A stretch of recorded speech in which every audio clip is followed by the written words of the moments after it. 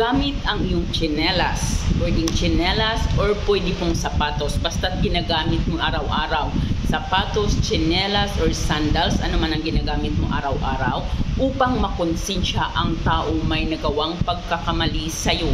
Hindi siya patatahimikin sa kanyang naging kasalanan. Lagi niyang maiisip yung pagkakamaling nagawa niya sa'yo. Ang gagawin mo lamang sa kabila or sa left na sapatos, sa kaliwang sapatos, ilagay mo ang kanyang pangalan, Tapos, sa kanang sapatos naman or tsinelas, sa kanan ay ilagay mo ang kanyang apelyido, okay? Sa kaliwang sapatos, pangalan, at sa kanan namang sapatos or tsinelas ay ang kanyang apelyido.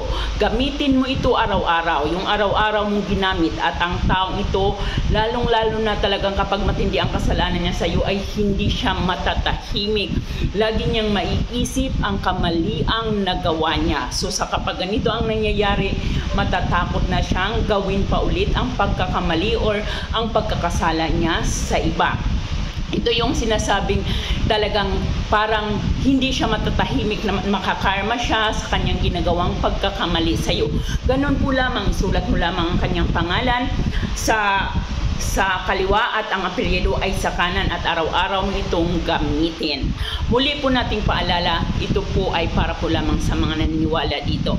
Kung kayo ay hindi naniniwala, walang problema. Huwag po ninyong gawin, huwag po ninyong panoorin ang ating video dahil ito po ay para po lamang sa mga taong positibo at may paniniwala or naniniwala sa mga ganitong klaseng mga mahika.